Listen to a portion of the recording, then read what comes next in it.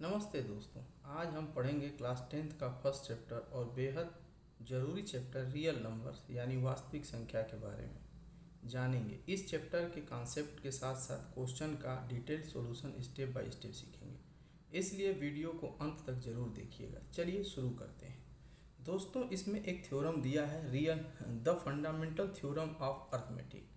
इसमें लिखा है every composite number can be expressed in the form of factorised as a product of prime numbers. यानी कि हम जानते हैं कि कंपोजिट नंबर क्या होते हैं। कंपोजिट नंबर वो नंबर होते हैं जिनके मोर देन 2 फैक्टर्स होते हैं। तो ये बोल रहा है कि जो भी कंपोजिट नंबर होगा उसको हम फैक्टर्स के रूप में, प्राइम नंबर्स के फैक्टर्स के रूप में लिख सकते हैं। प्राइम नंबर्स क्या होते हैं? तो प्राइम नंबर्स वो नंबर होते हैं जिनका बस 2 ही फैक्टर होता है, एक 1 होगा और दूसरा वो नंबर इटसेल्फ होगा जिसका हम फैक्टर पता कर रहे हैं। जैसे 2 हो गया, 3 हो गया, 5 हो गया। This factorisation is unique apart from order in which prime factor occurs. और कह रहा है कि जिस भी कंपोजिट नंबर का हम फैक्टराइजेशन फाइंड करेंगे वो यूनिक होगा, उसका ऑर्डर जरूर चेंज हो सकता है। दूसरा इसमें डिस्कस किया गया है एचसीएफ इंटू एलसीएम, यानी कोई भी is equal to first number into second number, यानी कोई भी दो नंबर है उसका एचसीएफ हाईएस्ट कॉमन फैक्टर और एलसीएम लोएस्ट कॉमन मल्टीपल का जो प्रोडक्ट होगा वो उन दोनों नंबर के प्रोडक्ट के इक्वल होगा।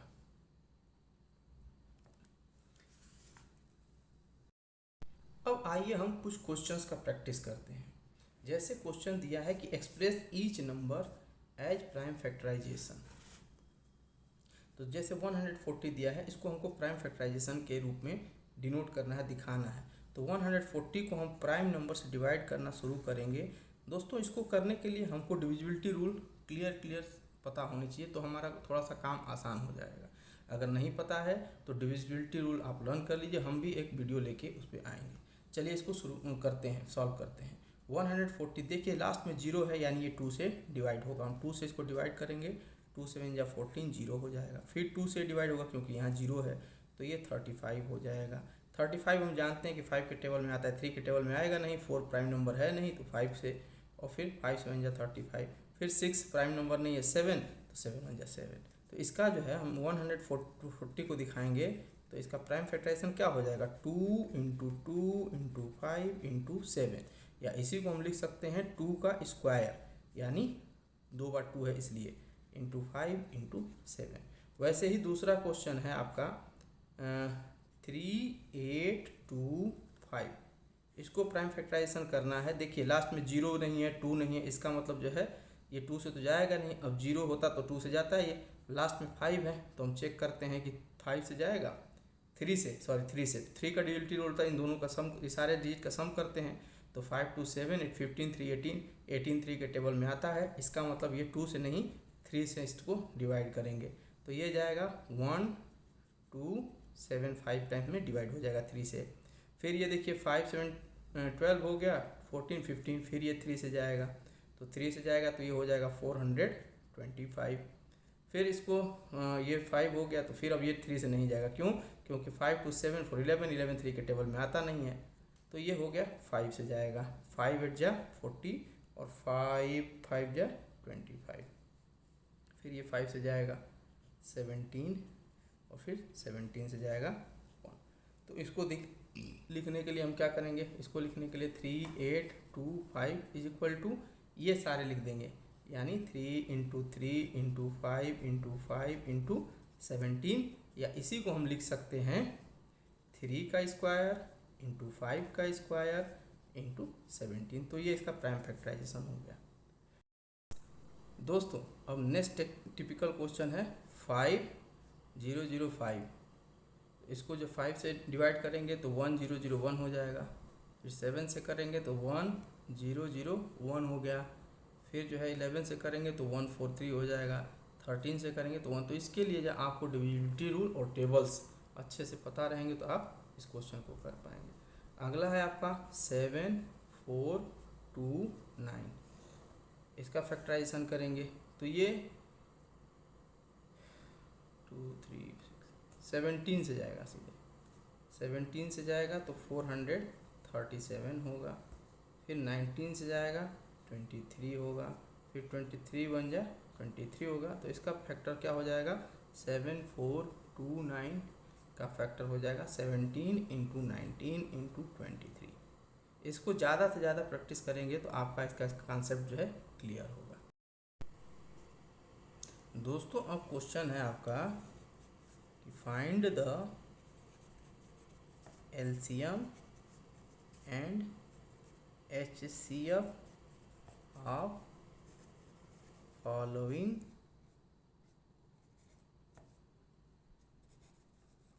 Pairs of integers and verify LCM into HCF equal to first into second number. जो भी पढ़े हम फार्मूला उसको वेरीफाई करना है। अब दिया है 26 91, ये दो इंटीजर्स आपके दे दिए। तो अब 26 का फैक्टर करेंगे तो 26 का फैक्टर करेंगे तो ये हो जाएगा 2 इंटू 13। वैसे ही 91 का फैक्टर करेंगे, टेबल अगर याद रहेगा तो जानते हैं 17 इंटू 13, इसका और कोई फैक्टर ही नहीं होगा। अब एचसीएफ फाइंड करने के लिए हम क्या करते हैं, एचसीएफ हम जानते हैं कि जो दोनों में कॉमन होता है, तो इन दोनों में कॉमन क्या है 13 है, तो एचसीएफ आपका क्या हो जाएगा 13 हो जाएगा। और एलसीएम में क्या लिखते हैं, तो एलसीएम में जो कॉमन है उसको 1 टाइम लिख देंगे और रिमेनिंग सारे मतलब 2 इंटू 7 भी लिख देंगे। तो इसको मल्टीप्लाई करेंगे तो ये आपका आ जाएगा 182। अब हमारे पास दोनों नंबर भी हो गए, एलसीएम भी हो गया और एचसीएफ भी हो गया। तो अब हम वेरीफाई करते हैं। वेरीफाई करने के लिए हम लिखेंगे पहले HCF into LCM equal to first into second.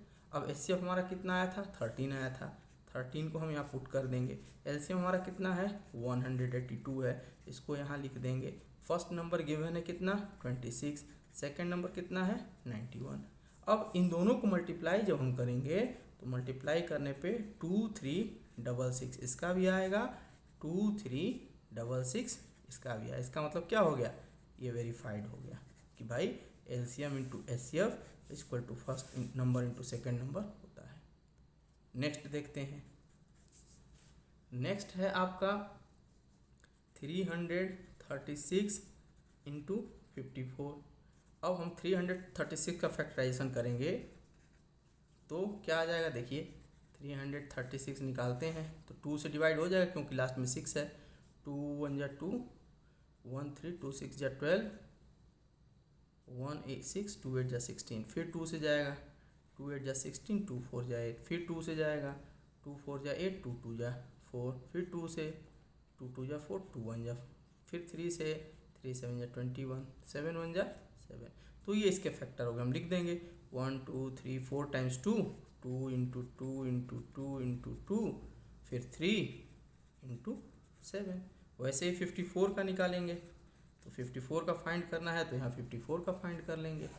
Last में 4 है, वंस प्लेस पे 4 है तो इसलिए हम 2 से डिवाइड करेंगे। 2 2 जा 4, 2 7 जा 14, फिर ये 3 से जाएगा, 3 9 जा 27, 3 से जाएगा, 3 3 जा 9, 3 1 जा 3। तो इसका फैक्टर हो जाएगा आपका 2 इंटू 3 इंटू 3 इंटू 3। अब एचसीएफ फाइंड करना है तो अभी हमने आपको बताया है कि जो दोनों में कॉमन हो। 2 यहाँ 1 टाइम कॉमन है, यहाँ भी 1 का, तो एक बार 2 लिख देंगे। 3 वहाँ 1 टाइम, यहाँ 1 टाइम, तो ये भी 3 लिख देंगे। और कुछ नहीं मिल रहा है तो इसलिए एचसीएफ क्या हो जाएगा 6 हो जाएगा। वैसे ही एलसीएम निकालना होगा तो अभी हम बताए हैं आपको कि एलसीएम हम क्या करते हैं, यहाँ जो मैक्सिमम होगा 2 कितनी टाइम्स है 4 टाइम्स है, तो हम 2 को 4 टाइम्स लिख देंगे, इंटू 3 3 टाइम्स है, 3 को 3 टाइम्स लिख देंगे, इंटू 7 भी 1 टाइम है, 7 को भी लिख देंगे। जब हम इसको मल्टीप्लाई करेंगे तो ये आ जाएगा 3024। तो एचसीएफ मिल गया, एलसीएम मिल गया और दोनों नंबर मिल गया। अब इसको वेरीफाई करना है तो वेरीफाई करने के लिए हम क्या करेंगे, वेरीफाई करने के लिए हम लिख देंगे यहाँ HCF into LCM equal to first number into second number. यहाँ रख देंगे 6 इंटू 3024 इक्वल टू 336 इंटू 54। इसको मल्टीप्लाई कर लेंगे तो मल्टीप्लाई जब करेंगे तो इसका भी आ जाएगा 18144 और इसका भी आ जाएगा 18144। ये भी वेरीफाइड हो जाएगा। तो दोस्तों ऐसे क्वेश्चन को ऐसे ही करेंगे, मल्टीप्लाई करके चेक कर लेंगे। दोस्तों अगला क्वेश्चन है कि HCF 306 और 657 का 9 है, तो आपको LCM फाइंड करना है। फिर हम फार्मूला वही लगाएंगे। यहाँ देखिए क्या क्या गिवन है। HCF गिवन कितना 9, फर्स्ट नंबर गिवन कितना 306, सेकेंड नंबर गिवन कितना 657, और आपको क्या फाइंड करना है,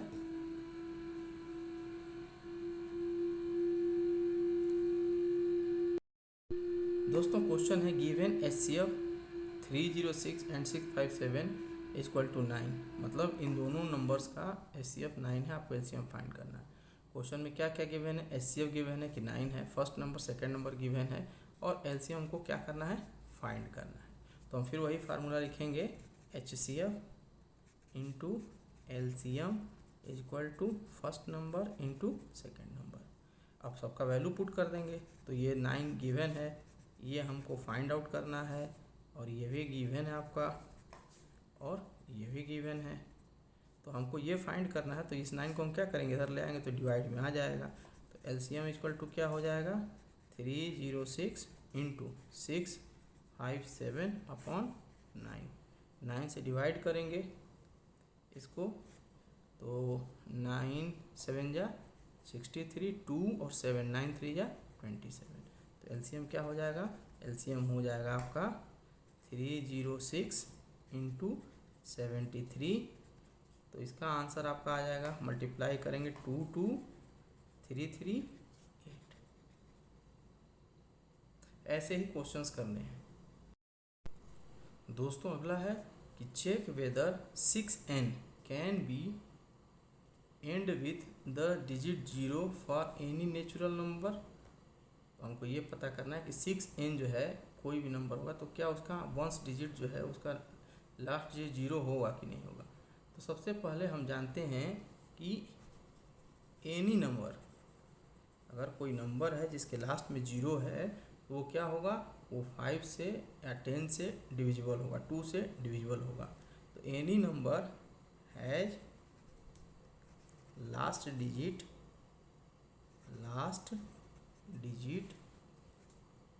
इक्वल टू 0, तो ये क्या होगा,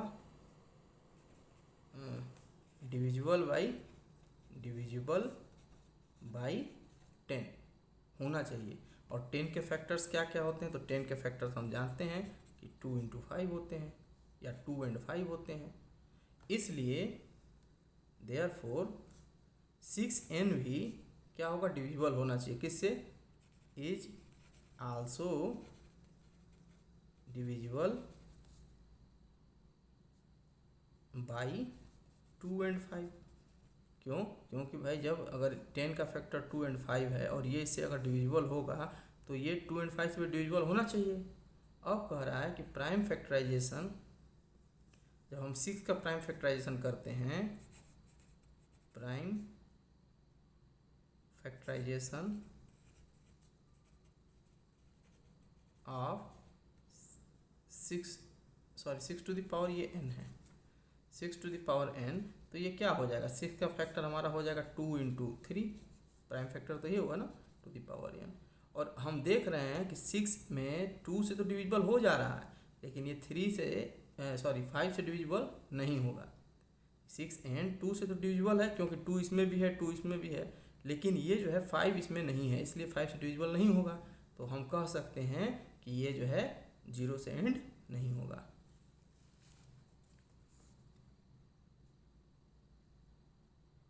तो इसलिए हम लिखेंगे यहाँ पे 6 to the power n is divisible by 5, divisible by 2 but not by 5, therefore it can not end with 0। क्योंकि एक बार और इसको समझ लेते हैं, कोई भी नंबर है अगर उसके लास्ट में 0 होगा तो हम जानते हैं कि वो 10 से डिविजिबल होगा।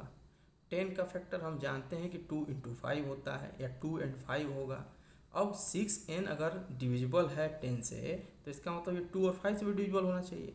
अब प्राइम फैक्टराइजेशन जब 6 का हम प्राइम फैक्टराइजेशन करते हैं, 6 टू द पावर n का प्राइम फैक्टराइजेशन करते हैं तो ये 2 इंटू 3 हो जाएगा। तो 2 तो मिल जा रहा है बट 5 इसमें नहीं आ रहा है, इसलिए ये 2 से तो डिविजिबल है बट 5 से डिविजिबल नहीं है। तो हम बोल सकते हैं कि 6 टू द पावर n जो है, अब n क्या है, n कुछ भी हो सकता है, n की जगह 1 2 3 4 5 6 कुछ भी लिखिए, तो वो जो है 5 से डिविजिबल नहीं होगा और उसके लास्ट में कभी भी 0 नहीं आएगा। अगला क्वेश्चन है explain why 7 into 11 into 13 plus 13 and 7 into 6 into 5 into 4 into 3 into 2 into 1 plus 5 are composite number.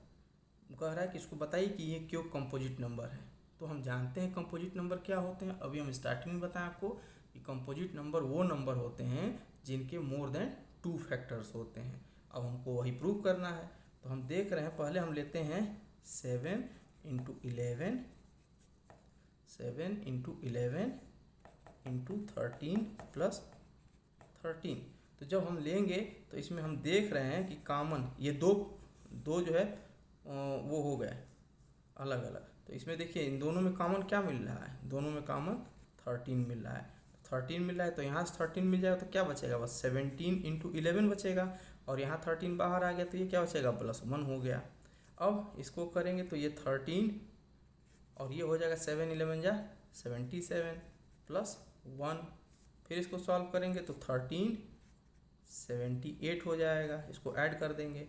अब हम जानते हैं कि इसको जब फैक्टराइज करेंगे तो ये हो जाएगा 13 इंटू 17, 8 का हो जाएगा 13 इंटू 6, और 6 को और फैक्टर करेंगे तो ये हो जाएगा 13 इंटू 13 इंटू 2 इंटू 3।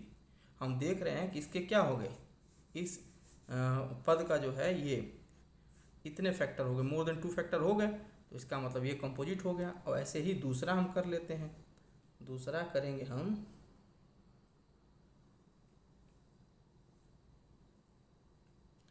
ये है आपका 7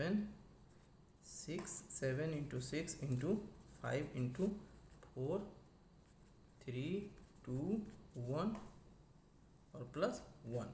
तो इसके भी दोनों में से हम क्या करेंगे, 1 कॉमन मिल रहा है, 1 कॉमन ले लेंगे तो यहाँ क्या बचेगा, 7 into 6 into 5 into 4 into 3 into 2 into 1, और यहाँ 0 नहीं होगा, यहाँ भी हम +1 लिखेंगे क्योंकि 1 इंटू 1 1 ही होता है, 0 मत लिख दीजिए गलत हो जाएगा।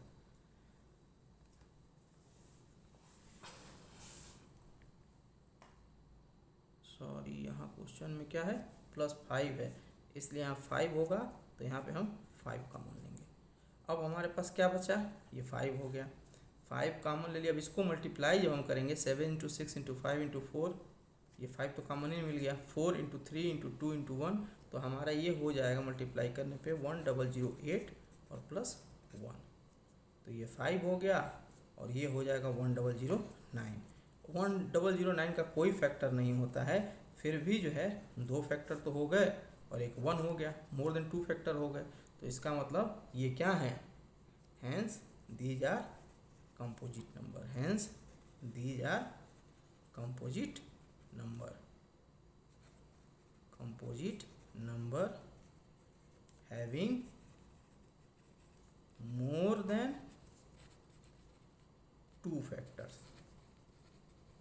इसके फैक्टर हो गए 13 इंटू 2 इंटू 3 इंटू 1, यहाँ 1 सबका फैक्टर होता है, वैसे यहाँ भी हो गया। नमस्ते। Next question is there is a circular path around a sport field, Sonia takes 18 minutes to drive 1 round of the field. मतलब एक सर्कुलर ऐसे स्पोर्ट फील्ड है, उस पर जो है सर्कुलर एक पाथ है, ठीक है, और सोनिया जो है इसको मान लीजिए यहाँ से स्टार्ट करे, फिर यहीं आने में इसको 18 मिनट्स लग रहे हैं। वहीं रवि जो है टेक्स 12 मिनट्स, और रवि को क्या हो रहा है, सोनिया 18 मिनट्स और रवि 12 मिनट्स। तो सोनिया को ज़्यादा समय लग रहा है और रवि को कम समय लग रहा है। Suppose they both start at the same point and go in the same direction. अब कह रहा है कि मान लीजिए ये लोग ऐसे स्टार्ट किए और इसी डायरेक्शन में दोनों एक साथ चलना शुरू किए। After how many minutes they meet again at starting point. तो how many minutes they meet again starting point, मतलब यहाँ वो कब मिलेंगे, तो उसके लिए हम क्या करते हैं, इसका एलसीएम फाइंड आउट करेंगे। तो ऐसे क्वेश्चन में एलसीएम किसका, एलसीएम ऑफ 18 एंड 12। 18 एंड 12 का एलसीएम निकालेंगे तो 18 का फैक्टर करेंगे तो 2 इंटू 3 हो जाएगा, और 12 का करेंगे तो 2 हो जाएगा। इसका एलसीएम क्या हो जाएगा, तो इसका एलसीएम ये 2 हो गया, ये 3 हो गया, फिर ये 3 हो गया, फिर ये 2 हो गया। तो 2 3 6 और 6 इंटू 6 मीन्स 36 मिनट्स। ऐसे ही एक क्वेश्चन और देखते हैं। इसमें भी क्या करना है आपको, 3 + 2√5 को इरेशनल प्रूव करना है। तो सबसे पहले हम क्या करेंगे, मान लेंगे late assume 3 + 2√5 is a rational number. हम ये लेट कर लिए, फिर हम क्या करेंगे, अब फिर वही चीज़ लिखेंगे कि 3 + 2√5 अगर रेशनल नंबर है तो इसको हम लोग लिख सकते हैं p/q के फॉर्म में, जहाँ p एंड q क्या होंगे, आर इंटीजर्स होंगे, जहाँ q ≠ 0 होगा। फिर क्या करेंगे, अब देखिए रूट, ऐसे क्वेश्चन में हम क्या करते हैं कि जो डिजिट है, मतलब रूट वाले उसको छोड़ के डिजिट को हम ट्रांसफ़र करते हैं। तो हम लिखेंगे 2√5 = p/q - 3। ठीक, अब हम क्या करेंगे, अब ये 2 हमको तो बस √5 को प्रूव करना है कि रेशनल है, तो फिर इस 2 को भी, ये 2 यहाँ मल्टीपल में है तो इधर आएगा तो क्या हो जाएगा, डिवीजन में हो जाएगा। तो अब हम लिखेंगे √5 = p/q - 3, यहाँ अपन 1 लिख सकते हैं, होल/2 डिवाइड कर दिए। इसी को हम क्या लिख सकते हैं, 1/2 यहाँ पे ये 1/2, फिर p/q - 3/1। ये हमारा मान लीजिए इक्वेशन 1 हो गया, लेट कर लीजिए। अब फिर हम इसी को जब इस 1/2 से मल्टीप्लाई करेंगे तो ये हो जाएगा √5 = p/2q - 3/2। ठीक, अब हम लिखेंगे कि p/q क्या है, एक रेशनल नंबर है, p/q is a rational number, ये हम जानते हैं।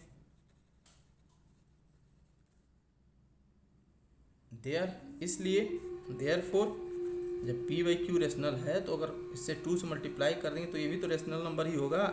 Therefore p/2q is also a rational number, तो ये भी एक रेशनल नंबर होगा। फिर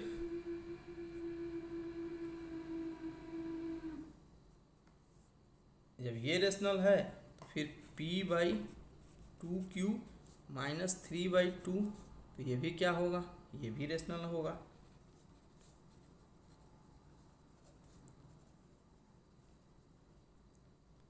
अब लेकिन हम देख रहे हैं कि यहाँ ये क्या है, इक्वल है, √5 के इक्वल है, तो हम देख रहे हैं कि √5 क्या इरेशनल नंबर है। तो इसीलिए हम लिख देंगे यहाँ पे फ्रॉम इक्वेशन 1। यहाँ से हम देख रहे हैं कि ये √5 जो है इसके बराबर, ये तो रेशनल है, ये भी रेशनल है, ये सब भी रेशनल है, लेकिन √5 क्या है, रेशनल नहीं ना है, ये तो ही रेशनल हम जानते भी हैं। तो from equation 1 we know that √5 is irrational. तो यहीं पे कंट्राडिक्शन अराइज होता है कि हमने शुरू में ही जो इसको एज्यूम किया है वही क्या है, गलत है। ठीक है ना, तो फिर यहाँ हम लिख देंगे the contradiction arises due to assuming 3 + 2√5 rational number. इसको रेशनल मानने के कारण ही क्या हो रहा है, इसको रेशनल लेट करने की वजह से ही ये हमारे अंदर कंट्राडिक्शन, ये क्वेश्चन में कंट्राडिक्शन आ रहा है। फाइनली हम जानते हैं कि √5 क्या है, इरेशनल नंबर। तो इस एक्सरसाइज के क्वेश्चन को बस ऐसे ही स्टेप्स याद करके इसकी प्रैक्टिस करके ही हम तैयार कर सकते हैं। तो दोस्तों चैप्टर 1 यहाँ पे हम एंड कर रहे हैं। लगभग सभी क्वेश्चन, सभी टाइप के क्वेश्चन हमने सॉल्व किया। उम्मीद है आपको समझ में आया होगा। अगर कोई मन में डाउट हो तो आप कमेंट बॉक्स में पूछ सकते हैं, और ऐसे ही करके हम मैथ का जो है हर एक्सरसाइज धीरे धीरे 1 बाय 1 करके सॉल्व करेंगे। तो अगर समझ में आया, आपको अच्छा लगा, तो इस वीडियो को लाइक करें, शेयर करें और हमारे चैनल को सब्सक्राइब करें। धन्यवाद।